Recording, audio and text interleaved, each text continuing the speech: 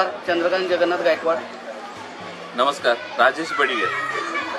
आज या व्हिडिओचं कारण म्हणजे आम्ही सगळेजण गेट टुगेदरसाठी भेटलेलो आहोत. बॅच आहे 1998 म्हणजे तब्बल 27 वर्ष झाले. काय मित्रा? तब्बल 27 वर्ष. आणि ही जी पहिली भेट आहे ना, ह्या पहिल्या भेटीमध्ये आम्ही सगळे लोक धमाल करणार आहोत. आणि ह्याचे तुम्हाला फोटोज व्हिडिओ सगळे मिळेल, त्यात तुम्ही बघालच किती आम्ही एन्जॉय करणार आहोत. तर आज आपण ह्या कार्यक्रमाला सुरुवात करणार आहोत.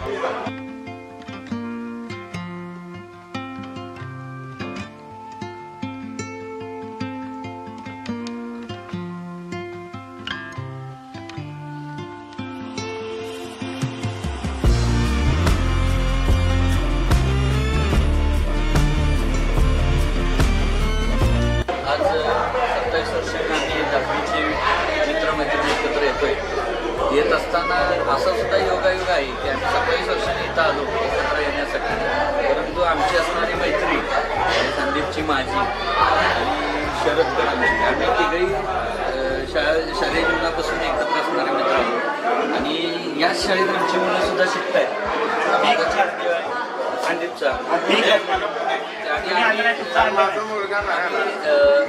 त्यांना कोणतेही सांगितलं नव्हतं की मैत्री करा वगैरे, परंतु योगायोगानं ते सुद्धा एक आमच्यासारखी आमची कशी मैत्री आहे तशी आमच्या मुलांची सुद्धा मैत्री आहे. तसं आम्ही एका बेंचवर बसवतो, तशी ही दोघे एका बेंचवर. माझा मुलगा येऊ शकला नाही घरी कार्यक्रम असल्यामुळे त्यांच्याच वर्गात आहे. आम्ही जसे क्लोज फ्रेंड आहे तशी ती ही तिघे क्लोज फ्रेंड आहे. 5वी ते 10वी पर्यंत शरद आणि मी एकच बेंचवर बसतो. संदीप आमच्या दिवाळ्याचाच असतात. आम्ही एकच चर्चा करायचं, शेअर करून करायचं. परंपरा जोपासलेली आहे याचा आम्हाला असा अभिमान आहे. आम्ही त्यांना सांगणार इथून पुढे असंच राहा.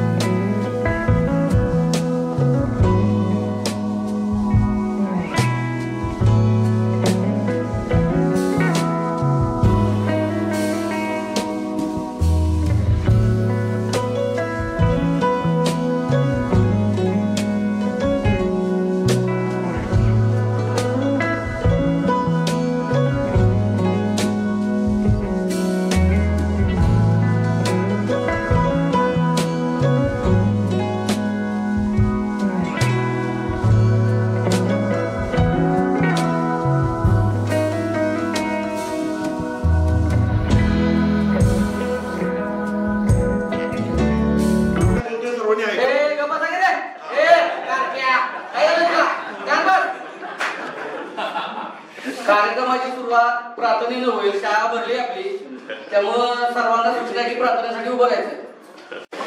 जनगण मन अधिनायक जय हे भारत भाग्य विधाता, पंजाब सिंध गुजरात मराठा द्राविड उत्कल वंग, विंध्य हिमाचल यमुना गंगा उज्जल जलधि तरंग. आणि आपला बालमित्र निलेश मराठी हे आपल्या आता उपस्थित नाही, चालू बसतात.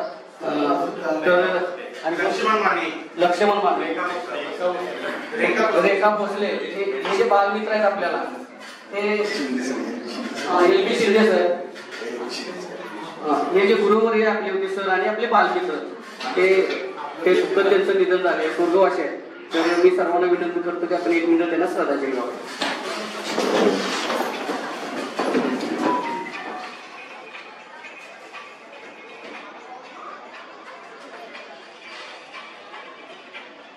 मी राखी मनोहर कदम, 10वी.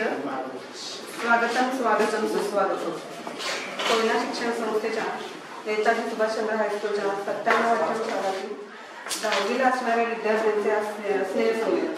त्यानिमित्ताने या कार्यक्रमासाठी आवर्जून उपस्थित राहिलेले माननीय प्राचार्य, आजी माजी शिक्षक, माननीय शिक्षक व शिक्षकेतर कर्मचारी तसेच विद्यार्थी मित्र व मैत्रिणींचे सोहळ्याला वेगळा साथ चढला. या घरगुती सोहळ्याची औपचारिकता व स्मरणरंजनाचे स्वरूप म्हणून आजच्या सोहळ्याचे अध्यक्षस्थान मी माननीय सर देसाई सरांना स्वीकारायला विनंती करते. त्या काळचे गुरुवर्य शिक्षक ज्यांनी आपल्याला मार्गदर्शन केलं आणि त्यांच्या मार्गदर्शनाच्या जोरावर जे काही आपल्या आयुष्यातील चढ उतार आहे त्यात पाहिले आणि त्यांना आपण निमंत्रित केलं की आपल्या निमंत्रणाला मान देऊन काही शिक्षक आपले गुरुवर्य उपस्थित राहिले. तर मी सर्वांच्या वतीनं प्रथमतः त्यांचं स्वागत करतो, त्यांना धन्यवाद देतो. तर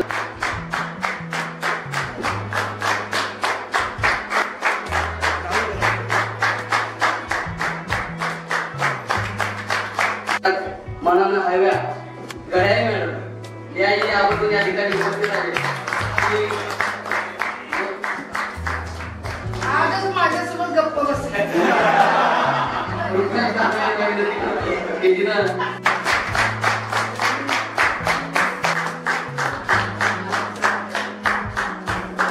विद्यार्थ्यांच्या वतीने छोटीशी भेट देतो सर, त्याला स्वीकार करावा.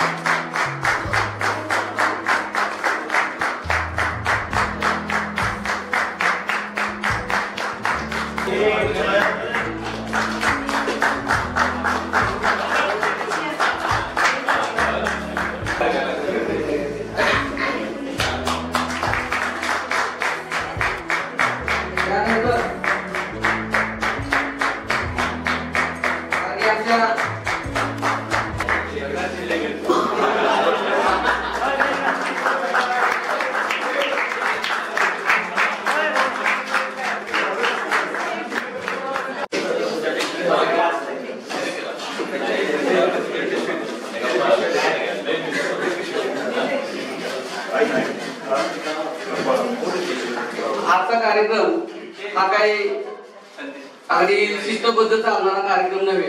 कार्यक्रमाची सुरुवात सर्वांच्या विनंतीनं थोडस प्रास्ताविक करतो. आठवणीच्या सागरात कधी न बुडणार पान म्हणजे बाल आणि ते बालपण ज्या मातीत गेलं त्या मातीत आज आपण हा कार्यक्रम नियोजित केला. कार्यक्रमाचं नियोजन करण्याच्या मागचा हेतू की प्रदीपराच्या 27 वर्षानंतर जुन्या ज्या काय गोड आठवणी होत्या, एकत्र बसून खाल्लेले डबे, रात्रच्या स्टडीच्या वेळी केलेल्या गमती, दंगा आणि त्या दंग्यामुळे काही जणांना वरांड्यात बसून झालेली शिक्षा बऱ्याच जणांना माहिती. त्यात मी पण होतो. निकालाच्या दिवसाची भीती, बोर्डाची परीक्षा, हातावर खाल्लेल्या छड्या, क्रीडा सप्ताहाच्या मैदानावर खेळलेले खो खो, कबड्डी, कार्यक्रम छोट्याशा कालावधीत आपल्याला नियोजित करायचा होता. त्यामुळे जसं जमलंय तसं केलं. सर्वांच्या वतीने विनंती करतो की गुरुवारी आपले 2 शब्द मनोगत व्यक्त करायचे. मी चंद्रकांत जगन्नाथ गायकवाड, मूळ गाव माझा आडदेव तालुका पाटण जिल्हा सातारा. शारीरिक आणि आता माझा जो व्यवसाय म्हणजे शिक्षण आहे ते LLB वकिली क्षेत्रात मी काम करतो आणि माझा मुक्काम आहे म्हणजे राहतो ते कराडमध्ये करा. मी सुदर्शन जाधव, माझा 10वी वर्ग होता. मी सध्या assistant professor KIT college Kolhapur येथे आहे. सध्या माझी PhD सबमिशन स्टेजला आहे.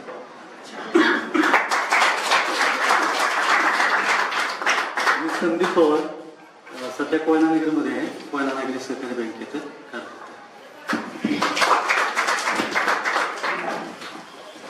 मी दयानंद सुवर्णा दत्तात्रय नलोटे, राहणार कोयना नगर, रासाठी माझं गाव आणि माझा व्यवसाय चालू आहे.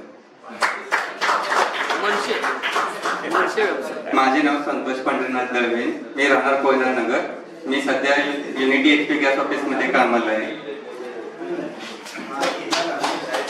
पहिले इथेच आपल्याला माझे सगळे शिक्षक आजीबाई शिक्षक आणि माझे खूप सारे खरे मित्र म्हणतात, कारण की 10वी पर्यंतचे जे होते ते खरे मित्र आहेत. 10वी आणि 12वी म्हणतात जास्तीत जास्त. पण आज आम्हाला इतका आनंद झालाय आणि तो आम्हाला सांगताना सुद्धा म्हणजे मी फर्स्ट आल्याला मी रडलो, म्हणजे जसं मी बेंच बघितलं तसं रडलो. त्याच्या आधी माझी ओळख करून देतो, या गोष्टी आपण नंतर बोलणार आहोत. मी राजेश पडिगर, राहायला पुण्याला आहे. पुण्यात 25 वर्ष होतो आम्ही आणि सध्या मी एका IT कंपनीमध्ये ॲज अ मॅनेजर पोस्ट काम करतोय. थँक्यू. माझे नाव संतोष तुकाराम सुतार, मी सध्या कोयना नगरमध्ये राहतो आणि मी एका बँकेमध्ये जॉबला आहे. अरे एका नाही नाव सांग. मी बँकेमध्ये आहे, मी जॉब करतो. माझे नाव समीर मोहम्मद कुंडू, मी श्रीमती विजयादेवी देसाई सिंहगड दौलतनगर इथे क्लर्क म्हणून कार्यरत आहे. मी प्रल्हाद सकाराम तांबे, सध्या राहायला कोयना नगरमध्ये आहे आणि महाराष्ट्र शासन जल संपदा विभाग कोयना धरणावर मी कार्यरत आहे. संदीप सुर्वे, मी संदीप गोविंद सुर्वे, मी इलेक्ट्रिक व्यवसाय करतो ठाण्यामध्ये. सर्वांना नमस्कार. मी कृष्णा गणपत चौला, मी इरिगेशन डिपार्टमेंटमध्ये सिनियर म्हणून काम करतो. मी मनीष सरकार, सध्या राहायला राजस्थानमध्येच कोयना नगर आणि कंस्ट्रक्शन म्हणून काम करतो.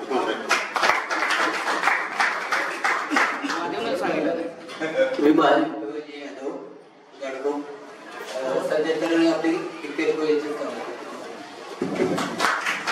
मी शरद कदम, राहायला राममाळ्यामध्ये आहे. माझा वाहन धंद्याचा व्यवसाय. मी प्रवीण हरिश्चंद्र सूर्यवंशी, मी स्ट्रक्चरल इंजिनियर आहे आणि माझी कंपनी जी ऑइल अँड गॅस मध्ये डील करते. मी Arvind Balkrishna Kurchikar, as a director and CEO of environment construction private limited, Mumbai आणि नागपूर. मी गणेश जिंकर डावपुढे, तालुका पाटण, जिल्हा सातारा, एक्स आर्मी मॅन.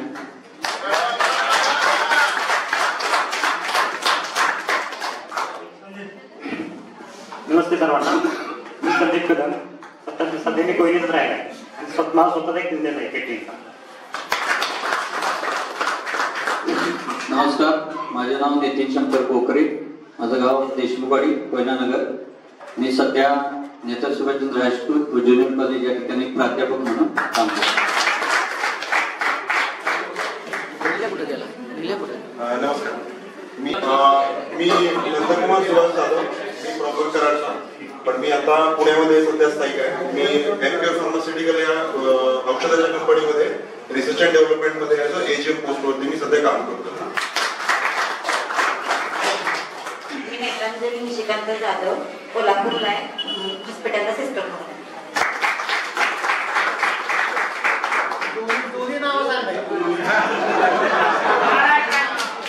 भारताचं नाव नेत्रांजली राजेश कदम. नमस्कार, माझे नाव आशिया हसन बेबल आणि लग्नानंतरचे नाव रमिजा मजीद जमाते. मी कोयनानगर या भागात महिला बचत गटाची CRP म्हणून काम करते. नमस्कार, माझं नाव निलेश बाळकृष्ण धामणेकर, मी मूळचा बेळगावचा आणि मी इथं कोयने 10 वर्ष पहिली ते 10वी मी इथंच होतो. त्यामुळं खूप साऱ्या आठवणी आहेत, त्याबद्दल आपण नंतर बोलूच. पण मी पुण्याला असतो, सॉफ्टवेअर इंजिनियर आहे एका कंपनीत. गेली 18 वर्ष IT इंजिनियर म्हणून काम करतो.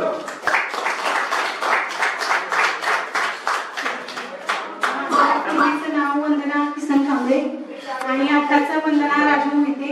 मी गोकुळ तरफेड ग्रामपंचायतीची उपसरपंच आहे. नमस्कार, मी पूर्वीचं नाव माझं ज्योती बमर कदम आणि आताचं माझं ज्योती कृष्ण सरकार. मी घरीच माझं नाव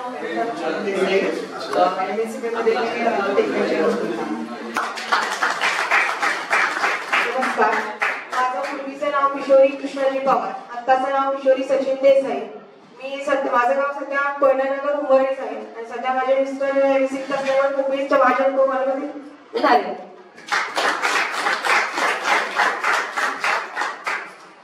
माझे पूर्वीचे नाव रुपाली किसन जाधव आणि आताचे नाव रुपाली अनिल गायकवाड. मी ठाणे येथे EPFO प्रायव्हेट फंड ऑफिसमध्ये काम करते. माझे पूर्वीचे नाव रंजना कदम, आताचे रंजना रमेश पवार आणि अंगणवाडी सेविका आहे. मी पूनम महादेव ढवळे. मी MSAB मध्ये कामाला आहे आणि आताचं नाव आहे श्रुती राकेश कुमार. मी गणेश विठ्ठल समजणे, सांगलीतून आलोय. तेच नाव आहे माझं. मी बिझनेस कोच म्हणून काम करतो. मी घरी लाईफस्टाईल करण्यासाठी त्याचं ऑनलाईन मार्गदर्शन करतो. मी संतोष शिवाजीराव देशमुख, राहणार आसाडीस. माझा व्यवसाय म्हणजे स्कॅन अँड नावाचा एक उद्या ओपनिंग आहे. तरी सगळ्यांना ओपनिंगचं म्हणजे आमंत्रण पण देतोय आणि ती कंपनीच काम करते. माझं नाव आशिष विठ्ठल देशमुख. नावात कोणताही बदल नाही. मी MSAB येथे पोपळी येथे आहे. टेक्निशियन म्हणून पदावर काम करतो आणि तुम्हाला लाईटची व्यवस्था करून देतो. नमस्कार, माझं पूर्वीचं नाव राखी मनोहर कदम आणि लग्नानंतरचं नाव सौ स्मृती कमलाकर गुरव. मी जलसंधारण विभागामध्ये रत्नागिरीमध्ये कार्यरत आहे. 20 वर्षानंतर माझे विद्यार्थी झाले गोळा आणि नेताजी सुभाषचंद्र हायस्कूलमध्ये त्यांचा जमला मिळाला. माझं गाव आडदेव. आमच्या वकिलांची परवानगी घेऊन मी थोडस माझं मनोगत पूर्ण करतो. 78 वर्षाचं अनुभव आणि चिंतन माझ्या आढळून मला दिलं. त्या चिंतनानं आणि आत्मनिर्भरानं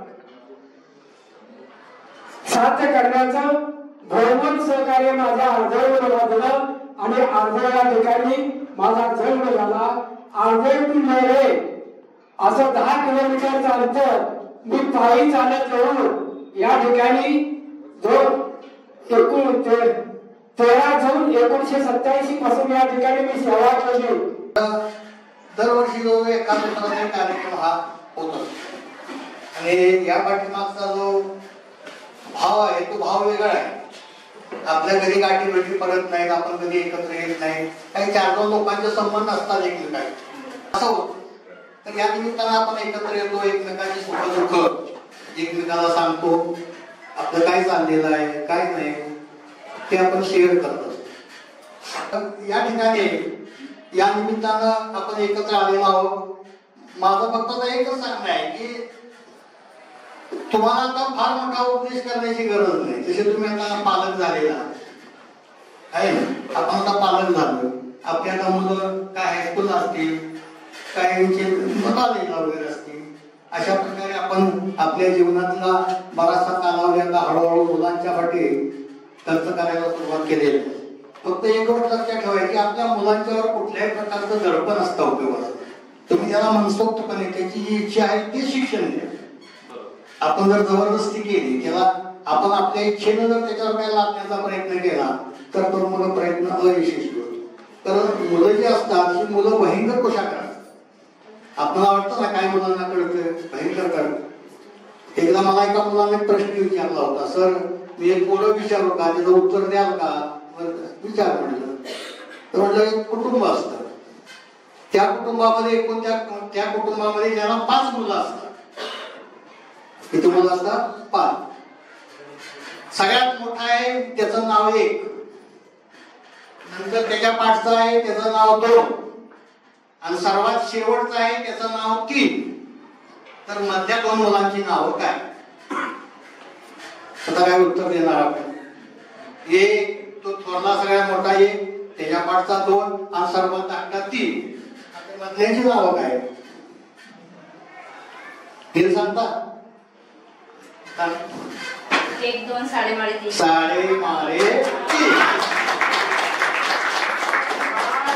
मुलांची बुद्धिमत्ता कशी असते बघा, साधी गोष्ट आहे. व्यवहारामध्ये आपण अनेक वेळेला वापरतो. लहान असताना आपण नेहमी शाळेत जातो नाही चल 1, 2 साडेमाळे 3 पळा, पण ते आपल्याला त्यावेळेला आठवत नाही. हा स्नेहमेळा, या स्नेहमेळामध्ये बोलण्याचा आम्हाला फायदा असतो.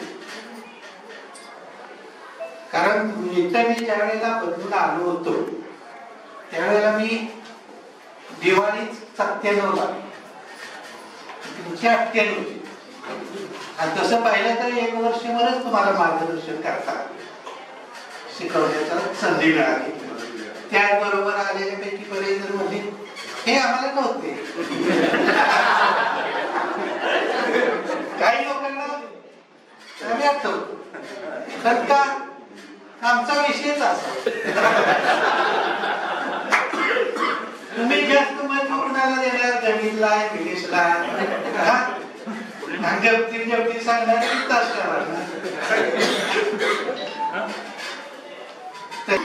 त्याचप्रमाणे या शाळेत सुद्धा विद्यार्थी जसे तुम्ही असताना तुम्हाला बरेच जमीन मार्क असेल, गणित वगैरे, इंग्लिश वगैरे आणि काही मार्क आणि गमती केले.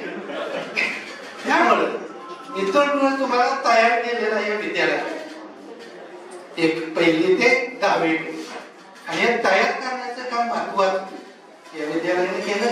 या विद्यालयाच्या प्रति तुम्ही ऋणी असला पाहिजे, त्याच्याबद्दल आदर असला पाहिजे. त्याचबरोबर तुमच्या मुलांना पण तुम्ही असंच केलं. कारण आताच्या बाबतीत विचार केला तर मागायचं नसतं. स्वइच्छेने तो अभ्यासाला महत्व काय मला आता एवढंच तुम्हाला सांगायचं की तुम्ही गेट टुगेदरच्या निमित्ताने एकत्र येता, तर अशी मैत्री कायम ठेवा. तुम्ही दरवर्षी येण्याचा प्रयत्न करा. एखाद्या वर्षी एखाद्याला जमणार नाही पण पुढच्या वर्षी जमूया. असं करून काय आहे की तुम्ही जेव्हा एकत्र येतात तेव्हा लहानपणच्या आठवणी तुमच्या जाग्या होतात. एक दिवस तुम्ही लहानच होता आणि तो जो ती ऊर्जा तुम्हाला जी मिळते, जो आनंद मिळतो आणि एक प्रौढपणाचं जे आपण पांघरुलेलं असतं ते सगळं आपण फेकून देतो आणि एक लहान मुलासारखं आपण वावरतो त्या दिवशी. तर त्यातून जी तुम्हाला ऊर्जा मिळणार आहे, आनंद मिळणार आहे, त्या आठवणी गोळा होणार आहे, ते तुम्हाला खूप दिवस पुरत राहणार.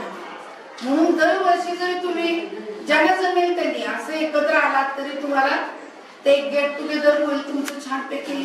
तुमच्या वर्षभराचं जे काय असतं, प्रत्येकाला काही ना काहीतरी व्याप असतात, काही ना काहीतरी संकट असतात, काही ना काहीतरी निराशा दुःख असतात. पण त्यातून बाहेर यायला तुम्ही तुमच्या काही गोष्टी अशा असतात की नवरा बायकोजवळ बोलू शकत नाही, बायको नवऱ्याजवळ बोलू शकत नाही, तुम्ही मित्रांजवळ बोलू शकाल, त्या मैत्रिणींजवळ बोलू शकते.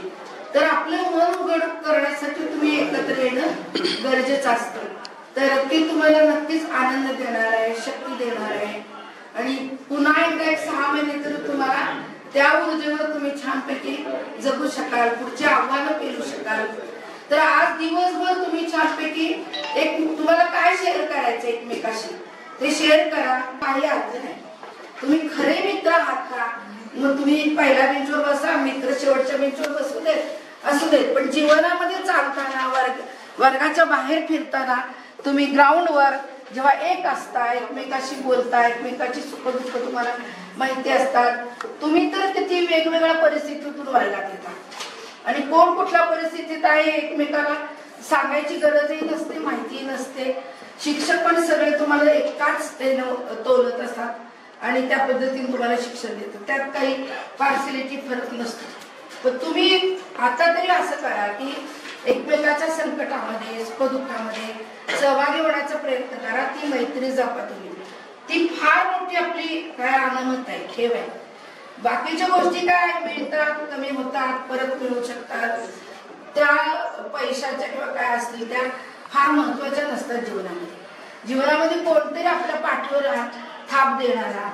बघा तुम्ही जेव्हा तुमचा मित्र तुम्हाला शाबास म्हणतो, त्या कालावधीमध्ये काम करत असताना विद्यालयानं जे काही ज्ञानदानाचं कार्य केलेलं असेल, जे तुम्ही या विद्यालयामधून ज्ञान घेतलेलं असेल, ते ज्ञान घेऊन आज तुम्ही तुमच्या आयुष्यामध्ये वेगवेगळ्या क्षेत्रामध्ये वेगवेगळ्या पदावरती कार्यरत आहात.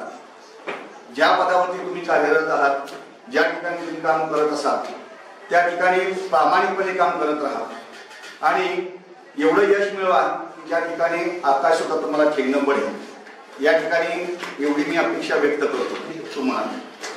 तुम्ही या ठिकाणी या विद्यालयामध्ये ज्ञानदान करत असताना काही वेळेला तुम्हाला शिक्षकांच्याकडून शिक्षा करण्यात आलेली असेल.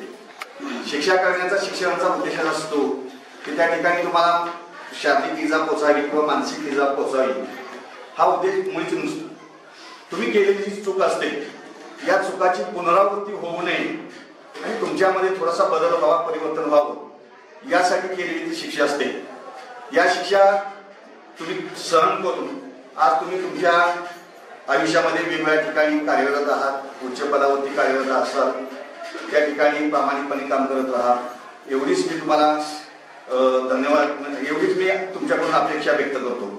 दुसरी गोष्ट, या ठिकाणी तुम्ही तुमची जी काही मुलं असतील आज त्या मुलावरती चांगले संस्कार घडवा, चांगले शिक्षण त्यांना द्या. आज इलेक्ट्रॉनिक्सचं युग आहे. एक सांगू इच्छितो, तुमच्यापैकी काही जणांचे आई वडील हयात असतील नसतील, त्या आई वडिलांची चांगल्या प्रकारे सेवा करा. नोकरीमुळे सर्वांना सेवा करता येईल असं नाही, पण जेवढी शक्य होईल तेवढी त्यांची चांगली सेवा करण्याचा प्रयत्न करा. कारण हेच तुमची मुलं पाहत असतात. संस्कार फक्त शाळेत एखाद्या क्लासमध्ये घडवले जात नाही. आपण घरामध्ये कसं वागतो, कुटुंबामध्ये कसं वागतो, हीच आपलं मुलं अनुकरण करत असतात. त्यामुळं आपल्या मुलांवरती चांगले संस्कार करावा. आई वडिलांची जेवढी चांगली सेवा करता येईल तेवढा करण्याचा प्रयत्न करा. एवढंच मी तुमच्याकडून अपेक्षा व्यक्त करतो. 2 मिनिटं बोलण्याची संधी मला या ठिकाणी दिली त्याबद्दल मी तुम्हाला सर्वांना धन्यवाद. एकंदरीत बऱ्याच इथं आमच्या ज्येष्ठ शिक्षकांनी मार्गदर्शन केलेलं आहे आणि तसं पाहिलं तर मी एक गणितचा शिक्षक आहे आणि गणितचा शिक्षक, इंग्लिशचा शिक्षक म्हटलं की बऱ्याच विद्यार्थ्यांना माहिती असते की कशा पद्धतीने शिक्षा असते, काय असते आणि त्या पद्धतीनं एकंदरीत या ठिकाणी या शाळेमध्ये मी तो प्रकार अवलंबलेला आहे आणि बरेच अजून मला भेटणारे जे विद्यार्थी त्यावेळेला खरंच अभिमानानं भरून येतो की या पदावरती माझे विद्यार्थी गेले आणि ते डॉक्टर असू द्या, बरीचशी आता वेगवेगळे घड्याळे असेल डॉक्टर, त्याच्यानंतर आजच्या नावते असतील तहसीलदार झालेल्या, अशी मोठ्या पदावरती गेलेली इथली मुलं आहेत आणि काही म्हणतात या मातीशी जुळलेलं जे नातं माझं आहे ते 44 वर्ष झालं ते नातं बऱ्याच ठिकाणी संधी झालेले, परंतु पैनानगर हे ठिकाण अजून सुद्धा माझ्या स्मरणात जात नाही किंवा मी या मातीला विसरलेलो नाही. जन्मभूमी माझी ती असली तरी कर्मभूमी इथले आणि त्यावेळची परिस्थिती जर म्हणलं तर फार वाईट होती. माझी तर होतीच, पण या भागातल्या मुलांची परिस्थिती काय होती ती मी माझ्या डोळ्यानं पाहिजे. त्यावेळेला वर्गात असं मी फिरायचो, त्यावेळेला जेवण करायला बसलेली मुलं असायची, त्यावेळेला आपोआप आपले त्यांचे ते फडकं वगैरे असेल काय असेल ना फडकं ते बंद करायची भाषा.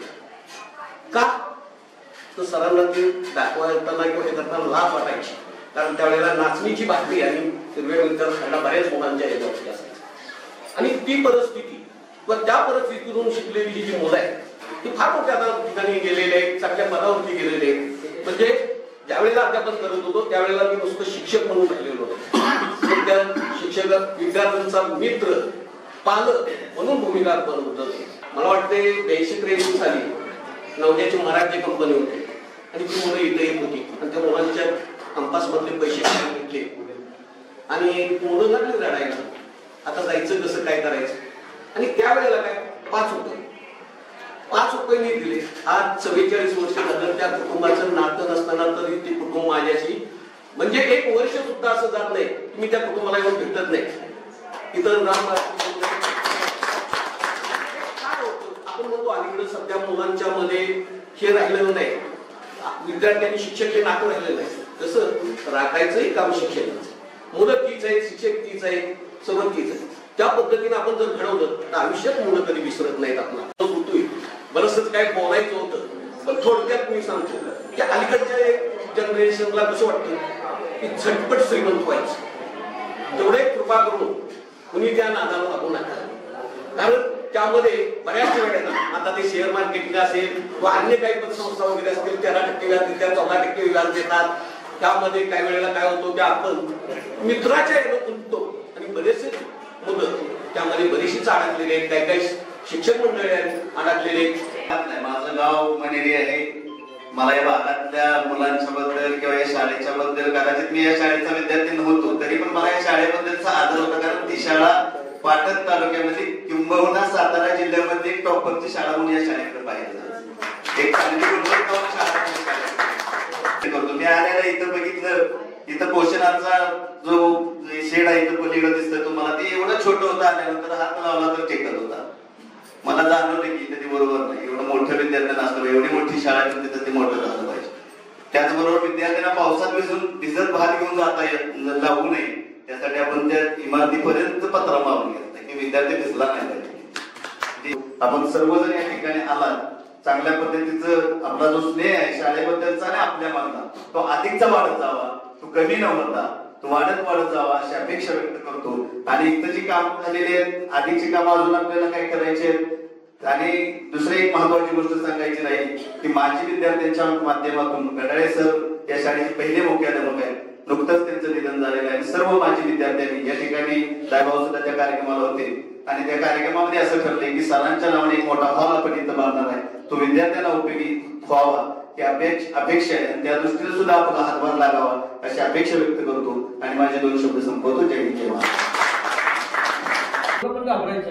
आम्ही गेटमध्ये येत असताना आम्हाला रडायला व्हायचं. का तर आपण ग्रामीण भागात तीच शाळा, तीच गावातली पोरं, तेच सगळं बघितलं. परंतु इथे आल्यानंतर मग त्यावेळी हा कोयना भाग बघितला तर नंदनवन होतं आणि त्यावेळी तिथं असणारी मुलं त्या म्हणजे आमच्यावर शिकणारी ह्या सर्व मुलांच्या बाबतीत जर आम्ही विचार केला त्यांचं राहणीमान आणि आमचं राहणीमान ह्यात कुठं तरी मिळता जुळता घेत आपण 5वीचा टप्पा, 6वीचा टप्पा, 7वीचा टप्पा आणि मग असं घट्ट होत गेलं. आणि मग आपण ते 10वी मधून बाहेर जात असताना, कारण 10वी पर्यंत हे संघटन होतं आणि त्याच्यानंतर हे संघटन तुटलं आणि आपण सर्वजण विखुरलेले गेलो. आणि ते सर्व विखुरलेले जसं मोत्याची माळ असते, ती माळ जर सुटली किंवा तुटली तर सर्व मणी असे फरशीवर विखुरले जातात. आणि ही माळ जोडण्याचं काम आज तुम्ही सर्वांनी मिळून 27 वर्षानंतर केलं तर ही माळ अशीच अशीच कायमस्वरूपी न सुटणारी गाठ राहावी असं माझं वैयक्तिक मत आहे किंवा आपल्या सर्वांचं आहे. त्यामुळं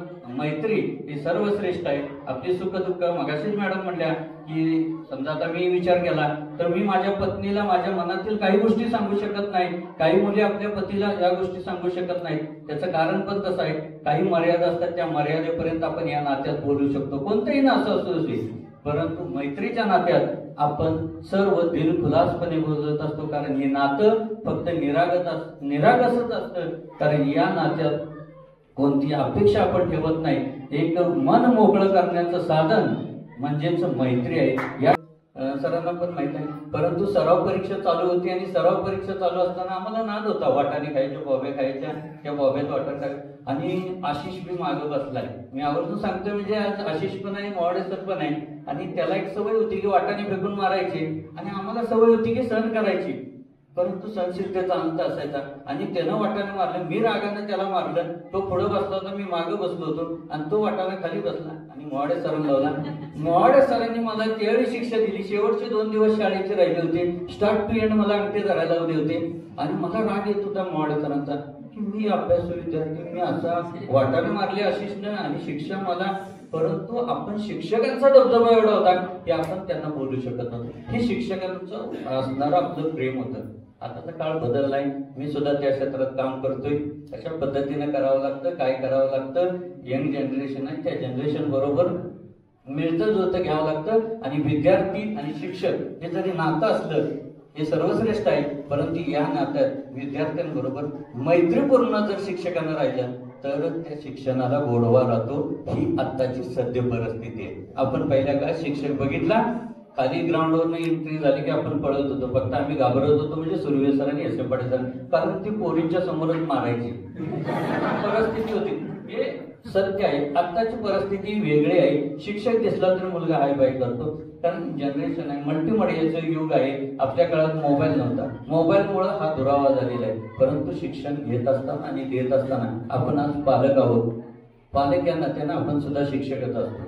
की पालकाचं कर्तव्य आहे की आपला विद्यार्थी घडला पाहिजे, म्हणजे आपला मुलगा घडला पाहिजे, आपल्या बरोबर मुलग्याचे मित्र असणारे घडले पाहिजे.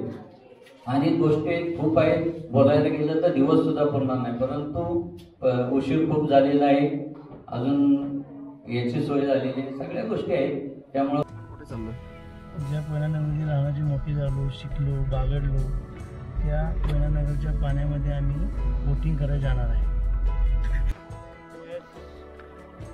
गाडी लॉक केलेली आहेत.